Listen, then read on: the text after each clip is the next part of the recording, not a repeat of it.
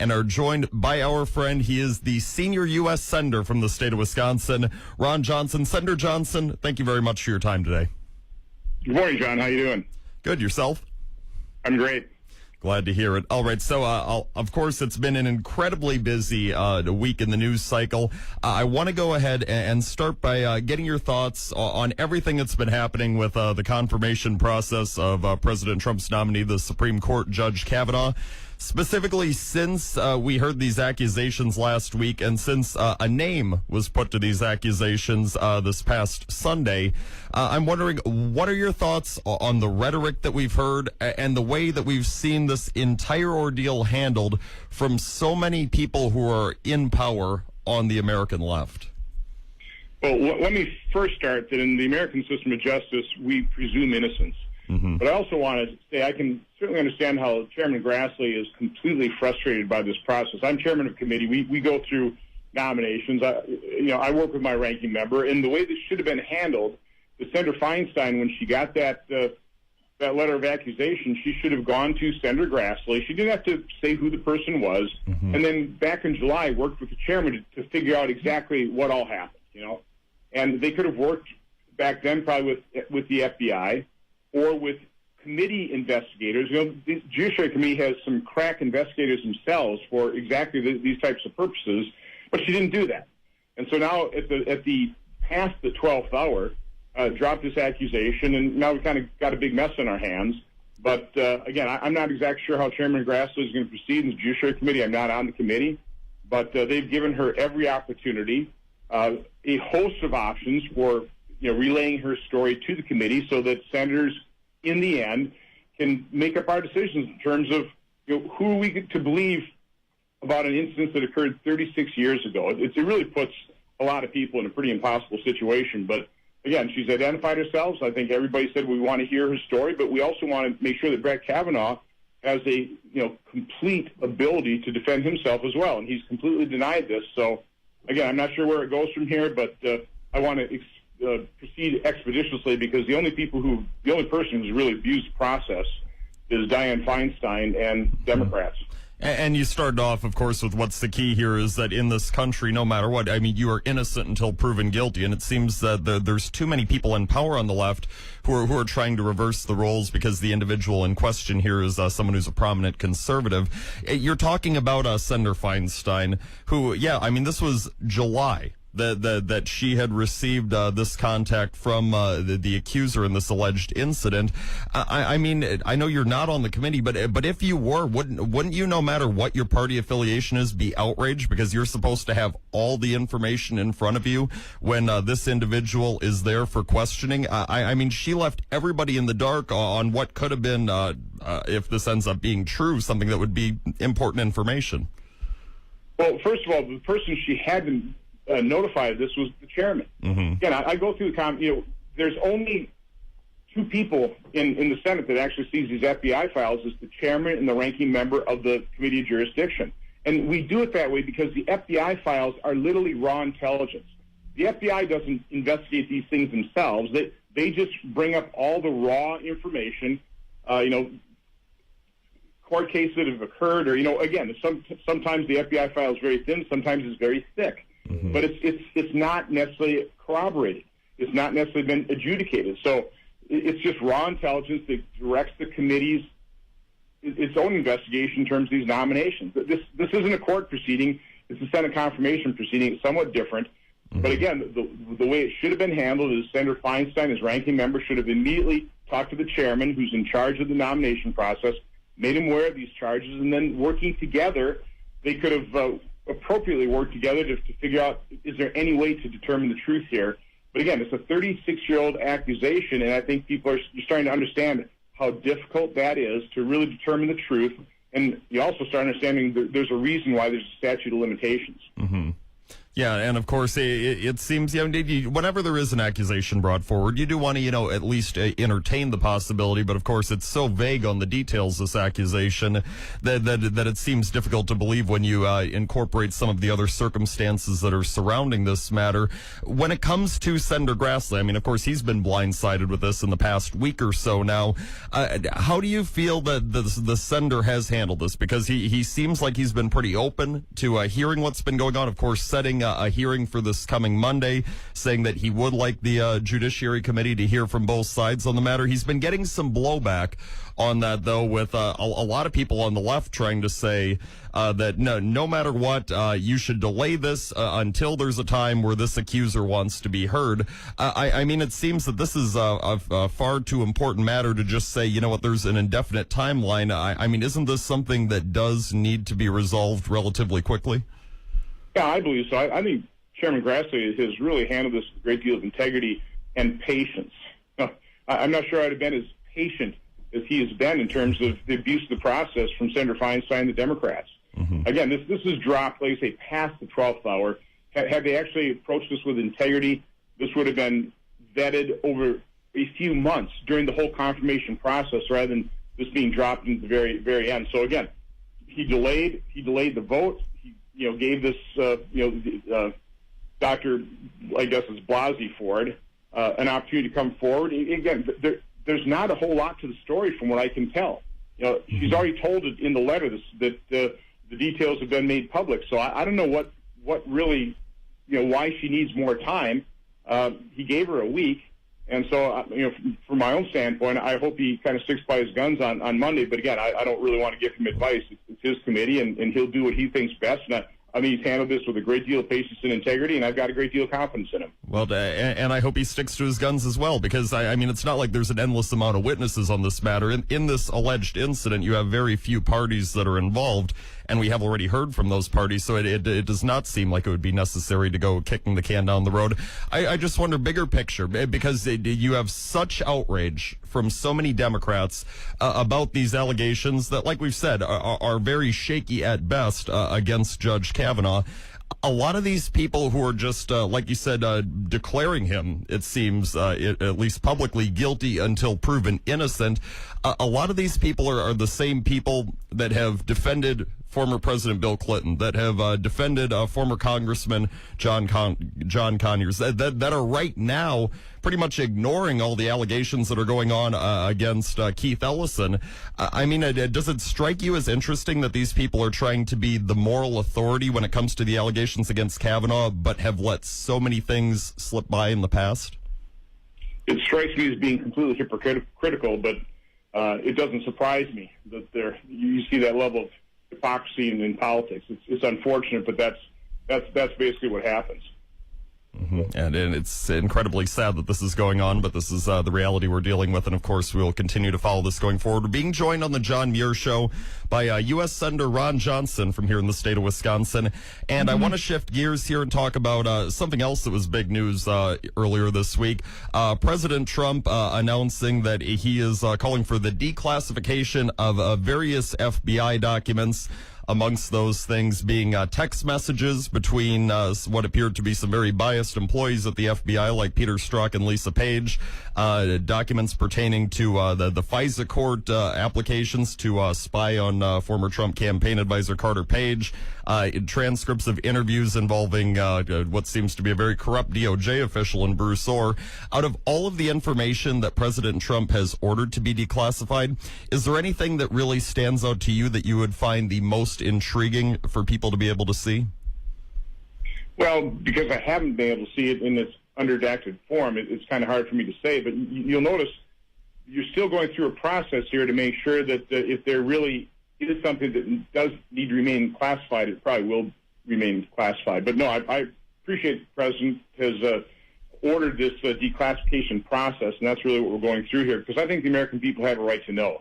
They need to know what was pulling off in our intelligence community, in the CIA, in the Department of Justice, in the FBI, in the waning months of the Obama administration, and quite honestly, in the opening months of the Trump administration. What's going on now? So I think it's extremely important that we understand, what was behind these FISA court applications. Was it simply the Steele dossier that Director Comey said was unverified and salacious and remains unverified and salacious? I mean, exactly what happened. I think the American people absolutely have a right to know. And so I'm looking forward to being able to see more of these documents that are unredacted so we can finally find out the truth. Well, of course, as the people who fund the government, we absolutely do have a right to know, especially with the amount of information we've already been presented that clearly shows, at least to some extent, that there was, violations of agency policies, crimes in some cases. We should be seeing this. Do you find it interesting? Because you would think that all Americans would want to be on board, regardless of, whatever your party affiliation. If there's corruption going on in your government, especially at incredibly high levels, like what we're seeing here, you'd think everyone would want to know. Do you find it interesting that so many Democrats, most notably Adam Schiff, who's the top Democrat on the House Intel Committee, are pushing back against this, saying, no, we do not want transparency? I guess I find it interesting, but again, that's just that hypocrisy. If it were roles reversed, he'd be sitting there screaming to have this stuff declassified in defense of a president of his own party. So, listen, I just want to get to the truth. I think it's extremely troubling if the intelligence agencies, if the FBI, the Department of Justice were really being improperly used by political actors to literally sabotage an incoming administration. That's certainly my concern, and I think we have evidence of it. And you certainly get the evidence, some strong evidence from the page struck texts, which have been just a treasure trove of providing insight in terms of what actually is happening inside these agencies. And then you have the Office of Inspector General, proving the corruption of Andrew McCabe, proving in an upcoming report all the unauthorized leaking from the FBI. I mean, the FBI was a sieve when it comes to leaking information. And we need to put those timelines together and see how that all fed into the story of really what was meant to frustrate this administration from enacting its policies. Mm-hmm. Yeah, and sadly, I think we've only just scratched the surface on all of the corruption that has been going on, and I really hope that a lot more of it is brought to light here, and that, as a result, that we actually see some action taken in criminal proceedings in cases where it might be applicable as a result of what comes out. As we're being joined by Senator Ron Johnson on the John Muir Show, and, of course, the midterm elections coming up in just about a month and a half's time right now. When it comes to the U.S. Senate race as to who's going to be serving alongside you for the next 4 years in Washington, D.C., you've got incumbent failed Democrat Senator Tammy Baldwin. She's continuously trying to pride herself on being somebody who really cares for veterans. I mean, she's been ramping up these efforts even within the past week, creating a Veterans for Baldwin coalition. I mean, when you hear about all of that stuff she's saying on the campaign trail, knowing everything that happened in regards to her sitting on that report of abuses at the Toma VA, what are your thoughts? Well, again, I've got some pretty good insight in this because it was my committee that really did. Once we found out about it, took swift action and exposed the corruption within the Inspector General's office and within the Toma VA and really throughout the VA system. And it's the unions that were feeding information to Democratic senators and House members, and they really did nothing over a course of years. I mean, the records are out there. The public really needs to take a look at what actually happened and the lack of action, and then just kind of covering their backside here. They enacted a little piece of legislation that probably could have been carried out by the VA itself anyway. So, no, I think there's some real accountability that there should be, that these people ought to be held to. But, from my standpoint, I probably met Leah Vukmir 34 years ago. We've kind of pieced this together when she was a nurse in the intensive care unit caring for my daughter who had a very serious congenital heart defect. So she's a mom, she's a nurse. That says she cares about people. We saw how deeply she cares about the state of Wisconsin when she stood by Scott Walker with the threats being leveled against everybody trying to turn the state around. They turned it around. I mean, John, we're 2.9% unemployment. We've held tuition steady. Property taxes have gone down. We attracted this massive $10 billion investment in Foxconn, and it's only going to cost us future revenue that we wouldn't have if we didn't have this investment. So there's just been a fabulous turnaround in the state, and Leah Vukmir was right there. She'd be a great colleague, and I just have to urge all of your listeners that are Republican, that are conservative, get energized. The left is energized. All these reforms can go by the wayside if we elect Democrats to the national and state governments. We can't allow that to happen. We've turned the American economy around. We stopped adding the regulatory burden. We have a more competitive tax system. Tammy Baldwin voted against all of that. Mm-hmm. So, elections do matter. We need to get out our base. We need to be every bit as energized and then some as the Democrats, so we can keep Wisconsin and America on the right path. You're absolutely right. If Republicans just don't get complacent, turn out to the polls, I'm confident, based on what I saw in the overwhelming support for conservatives in the last election, that we certainly can do it again, now that it's not just running on promises, now that there's actually a lot of success to be able to run on. And when it comes to Tammy Baldwin, we just got news here within the past 24 hours. She, early yesterday, she's sending out these notices about how she was going to be holding this campaign event the beginning of October in Washington, D.C., and who is going to be there alongside her? The lawyers who are defending Dr. Ford, Judge Brett Kavanaugh's accuser. And now all of a sudden, later as the day progressed, you start to hear from her, the fundraiser's still going to go on, but they're not going to be in attendance. This was totally planned before any of these accusations against Judge Kavanaugh came out. So I don't want to have them there now as a result of that. I smell something fishy here. It certainly seems like Senator Baldwin was trying to capitalize on everything that's going on with the Supreme Court confirmation hearings and try and see if she could better her campaign as a result of it. Does it seem on the eye test the same way to you? Well, I wouldn't blame any Wisconsinites if they were somewhat skeptical of the motives of Senator Baldwin and all the Democrats in the Senate. I mean, it's purely political. But again, you just have to take a look at what are they going to try and enact. I mean, in the case of Senator Baldwin, she wants single-payer health care, which we've seen a report that says that would cost $32.9 trillion at a minimum, probably more likely to cost $38 trillion, and literally would result. The only way you pay for that is you'd have to double federal income taxes on individuals and corporations. That's the kind of proposals the left are going to bring about. Stagnant the economy again, punishing success. It's just the wrong direction to take this nation. Mm-hmm. You're absolutely right. And just one last question before we let you go, Senator, since we're running short on time here. When it comes to one of the other huge races in Wisconsin, the governor's race, when you see the campaign that Tony Evers is running, it seems like it's on the opposite end of the spectrum as yours. I remember when you were running for re-election here in 2016, you were incredibly, blunt. This is what I'm going to do. And you've said on this program before, you just said that, you were just, going to be honest. You were going to do what you said you'd do. You're going to, keep your promise of, being a representative of, the people who, share the same values as you.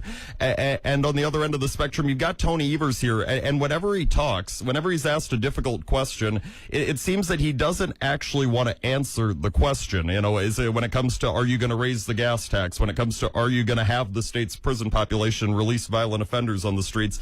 It always comes down to, Scott Walker and the Republicans are lying, or they're just trying to take this campaign into the gutter. Does it strike you as interesting that he never seems to actually answer the real question? Well, all they really have is personal attacks. And, of course, they can't pass their policy prescriptions because the American people don't support it, which is why they look to the courts to enact what they want to do, from a policy standpoint. But no, in a rational political environment, you take a look at what Scott Walker has done in this state. He has completely turned it around. It's now a welcoming state for business investment and job creation. Again, 2.9% unemployment. When I was in econ classes, full employment was 4 to 5%. We're at 2.9. It's not that we don't have enough jobs. We don't have enough workers right now. So people are, they're certainly making more and more money as they're able to switch jobs at higher rates or demand higher wage rates as well. So the economy is doing fabulous here in Wisconsin. In a rational world, Scott Walker would be reelected by acclamation. People would be begging him to serve again. And certainly I hope Wisconsinites understand that. But again, all this can be reversed if we elect people like Tammy Baldwin and Tony Evers. So people really need to understand how important this election is. You're absolutely right. And Senator Ron Johnson, thank you so much for your time as always. We appreciate it and look forward to catching up with you soon again. Hope you have a great weekend. Have a great day. Thank you. All right, more on the other side of the break. We're talking the Kavanaugh confirmation hearings, the latest twist. That on the other side of this news break. It's 8:59.